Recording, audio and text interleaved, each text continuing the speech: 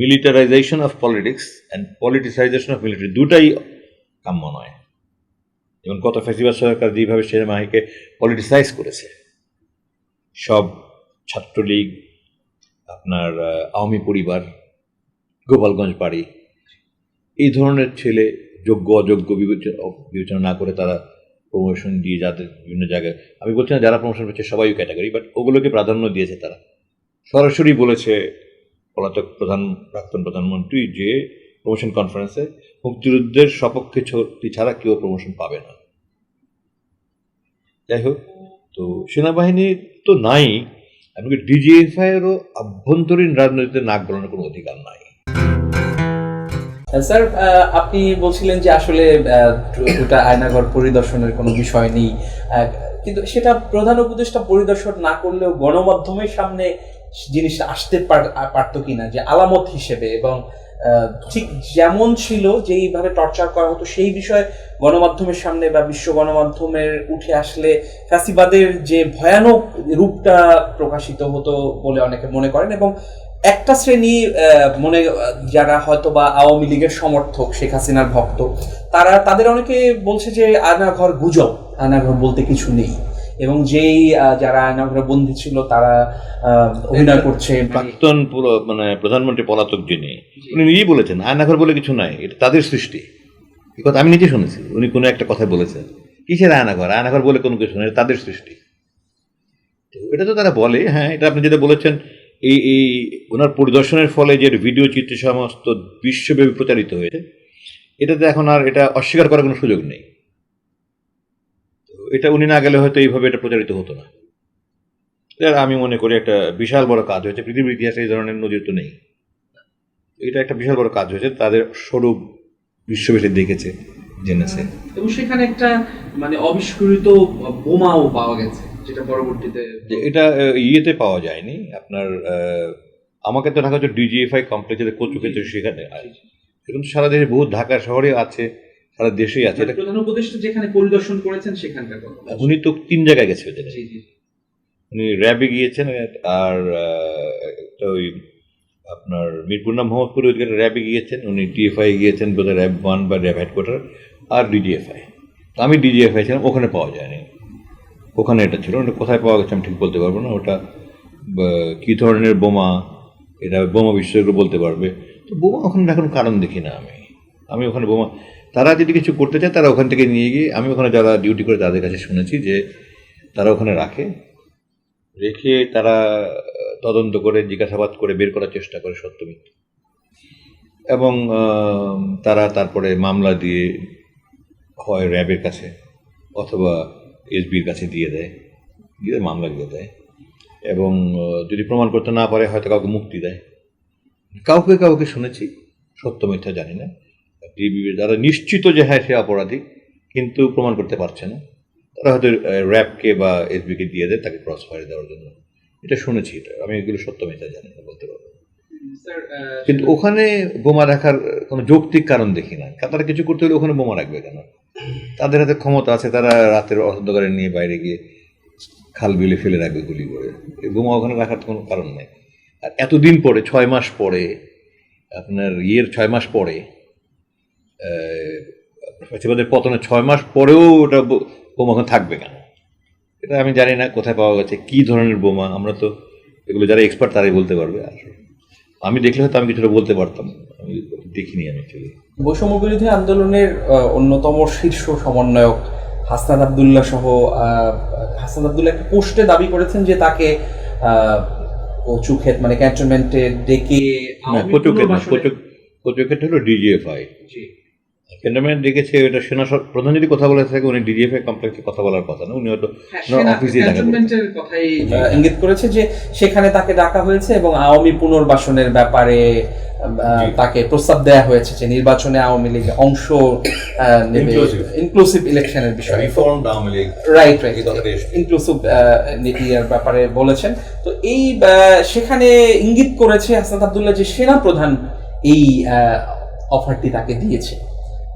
Sir, আপনার কি মনে হয় যে এটা আসলে এই বিষয়টি ঘটে থাকলে জাতীয় রাজনীতিতে সেনাবাহিনী, এই ঘটনাটা সত্য হয়ে থাকলে সেনাবাহিনী হস্তক্ষেপ করতে পারে কিনা, ইলেকশন বা রাজনীতিতে বা কি এখানে একটা হলো সেনাবাহিনী হস্তক্ষেপ করতে পারে কিনা, আর একটা হলো যে হাসান আবদুল্লাহ সাহেবের কথার সত্যতা, এটা দুইটা প্রসঙ্গ। সেনাবাহিনী কেন এবং ডিজিএফআইয়েরও জাতীয় রাজনীতিতে হস্তক্ষেপের কোনো অধিকার নেই, আইনগত কোনো বৈধতা নেই, সেনাবাহিনী হস্তক্ষেপ করার কোনো সুযোগ নেই। এবং অতীতে সেনাবাহিনী দুই একবার হস্তক্ষেপ করেছে, ওটা হয়তো পরিস্থিতি বাধ্য করেছে। 75 সালে 15 আগস্টে যেটা হয়েছে, আবার 3 নভেম্বর হয়েছে, আবার 7 নভেম্বর পাল্টা হয়েছে। তারপরে 82 সালে 24 মার্চ এরশাদ সাহেব ক্ষমতা নিয়েছেন। 96 সালে জেনারেল নাসিম সেনার প্রধান অভ্যুত্থানের চেষ্টা করেছেন। কোনোটা হয়তো সময়ের প্রয়োজন হয়েছে, কোনোটা হয়তো উচ্চাভিলাষী কোনো জেনারেলের কারণে হয়েছে, কিন্তু আইনগতভাবে কোনোটার কোনো বৈধতা নেই। এবং আমি সেনাবাহিনী জাতীয় রাজনীতিতে হস্তক্ষেপ করা সম্পূর্ণ বিরোধী আমি। কারণ মানে militarization of politics and politicization of military দুটাই কাম্য নয়। এবং গত ফ্যাসিবাদ সরকার যেভাবে সেনাবাহিনীকে পলিটিসাইজ করেছে, সব ছাত্রলীগ, আপনার আওয়ামী পরিবার, গোপালগঞ্জ বাড়ি, এই ধরনের ছেলে যোগ্য অযোগ্য বিবেচনা না করে তারা প্রমোশন দিয়ে যাদের বিভিন্ন জায়গায়, আমি বলছি না যারা প্রমোশন পাচ্ছে সবাই ক্যাটাগরি, বাট ওগুলোকে প্রাধান্য দিয়েছে। তারা সরাসরি বলেছে পলাতক প্রাক্তন প্রধানমন্ত্রী যে প্রমোশন কনফারেন্সে মুক্তিযুদ্ধের সপক্ষে ছাড়া কেউ প্রমোশন পাবে না। যাই হোক, তো সেনাবাহিনী তো নাই, এমনকি ডিজিএফআইয়েরও আভ্যন্তরীণ রাজনীতিতে নাক গলানোর কোনো অধিকার নাই। আমাকে এই নতুন বর্তমান ডিজি যে জেনারেল জাহাঙ্গীর, উনি দায়িত্ব গ্রহণের পর আমার কাছে এসেছিলেন, আমাকে বলেছিলেন স্যার আপনি আমাকে কিছু পরামর্শ দেন, আমি কী করতে পারি। তো আমি বলেছি যে তুমি এই ডিজিএফআইটাকে ডিপলিটিসাইজ করো। তো গত 21 না 22 মার্চ আমরা সাথে গেলাম, আপনার ওই প্রসিকিউশন টিমে চিফ প্রসিকিউটরের সাথে আমি আর কর্নেল হাসিনা ভিজিটে গিয়েছিলাম। ওটা এত মিডিয়াতে আসেনি, কারণ ওটা পাবলিসাইজ করা হয়নি, বাইরে কাউকে নেওয়া হয়নি। উনি সাংস্কৃতিক মন্ত্রণালয় থেকে একটা টিম নিয়ে গেছিলেন, ভিডিও অনেক করেছেন, আমরা প্রায় ঘন্টা 3 ছিলাম ওখানে। তো ওই দিন আমি ডিএকে জিজ্ঞাসা করলাম, আমার সাথে যোগাযোগ হয়নি, আমি তো উনি বললো স্যার আমি আপনি যেটা বলেছেন আমি এটাকে ওইরকম চেষ্টা করছি এটাকে ডিপলিটিসাইজ করার জন্য। পলিটিক্সে ডিফেন্স মানে কি? ডিফেন্স মানে হলো প্রতিরক্ষা। Defence against home? Defence against external enemy. যদি আমার প্রতিরক্ষা গোয়েন্দা বাহিনী বহিঃশত্রুর বিরুদ্ধে আক্রমণে আমাদের 3 বাহিনীকে তথ্য দিবে, তারা তথ্য সংগ্রহ করবে, এগুলিকে অ্যানালাইজ করবে, করে সব কিছু মিলিয়ে তারা একটা মূল্যায়ন করে যেটা যেই বাহিনীর জন্য প্রয়োজন তাদেরকে দেবে। অভ্যন্তরীণ রাজনীতিতে, অভ্যন্তরীণ পরিস্থিতিতে তাদের কোনো কিছু করণীয় নয়। কিন্তু আমাদের যে তথাকথিত গণতান্ত্রিক সরকার 91 থেকে এসছে, তখন থেকে বা তার পূর্ব থেকে এরশাদ সাহেব যখন ক্ষমতায় ছিলেন, তখন থেকে এই ডিজিএফআইকে যারা এই ক্ষমতা শীর্ষে ছিলেন তারা তাদের ক্ষমতা টিকিয়ে রাখার জন্য ব্যবহার করেছে। এটা দুঃখজনক, এটাকে ডিপলিটিসাইজ করতে হবে। আর সেনাবাহিনীতে কোনো সুযোগ নেই। এবং সেনাবাহিনী আপনি দেখেন এরশাদ সাহেবের পরে আর কেউ কিন্তু ওরকম সরাসরি হস্তক্ষেপ করেনি। জেনারেল মঈন যেটা করেছে এটা তো আমি মনে করি উনি ভারতের কাছে মাথায় বিক্রি করে দিয়ে করেছেন। নাসিম যেটা করেছেন উনি আমি মনে করি ব্যক্তিগত উচ্চাভিলাষ থেকে করেছেন, 96-এর 20 মে যেটা করেছিলেন। তো আইনগতভাবে সাংবিধানিকভাবে সেনাবাহিনী কোনো অধিকার নেই, করতে পারে না। তারা আপনার কাছে কি জানতে চাইতো, আসলে কোন তথ্যটা জানতে চাইতো? আপনি বলেছেন ইতোমধ্যে, কিন্তু তাদের মূল মানে আপনাকে এত দিন দীর্ঘ সময় বন্দি রাখার কারণ কি? প্রথম তারা আমাকে মোট 3 বার জিজ্ঞাসাবাদ করেছে। আমার 2016 সালে, আর পরে আর জিজ্ঞাসাবাদ করেনি। আমাকে 22 আগস্ট 2016 নিয়ে গেল, ঠিক 1 মাস পরে 21 সেপ্টেম্বর রাত 11:50 এসে আমাকে বললো যে আপনাকে মুক্তি দেওয়ার সিদ্ধান্ত হয়েছে। তো আমি অপেক্ষা করছি, কিন্তু কোনো মুক্তির কোনো কথা বলে না তারা। 19 অক্টোবর মানে আরও প্রায় মাসখানেক পরে তারা এসে আমাকে প্রথম জিজ্ঞাসাবাদ করলো। এরপরে 22 অক্টোবর একবার জিজ্ঞাসাবাদ করলো, 7 ডিসেম্বর তৃতীয়বার জিজ্ঞাসাবাদ করলো। এরপরে আর তারা জিজ্ঞাসাবাদ 16তে, এরপরে এখন জিজ্ঞাসাবাদ করেনি। জিজ্ঞাসাবাদ করেছিল মূলত আমি যাদের সাথে যোগাযোগ ছিল আমার, তারা কারা, তাদের পরিচয়,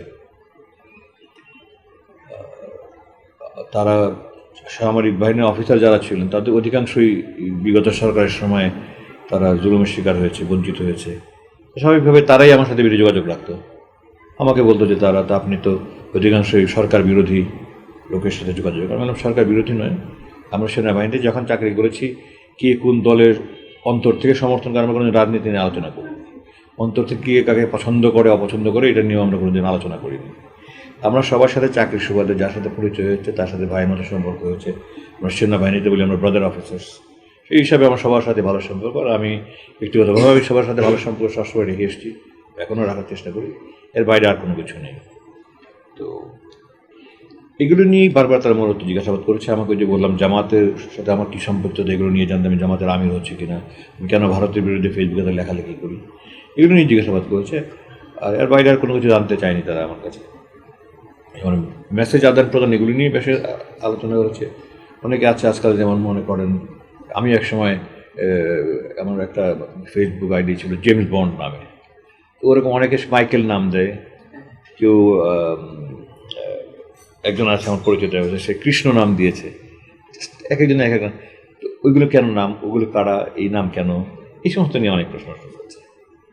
আর এতদিন কেন আটকে রাখলো এটার, ওই যে আমি বললাম যে আমাকে মুক্তি দেওয়ার কথা বলেছিল, আমার অনুমানে হলো যে ডিজিএফআই তাদের সংস্থা থেকে তারা আলোচনা করে সিদ্ধান্ত নিয়েছিল যে আমাকে মুক্তি দেওয়া হবে।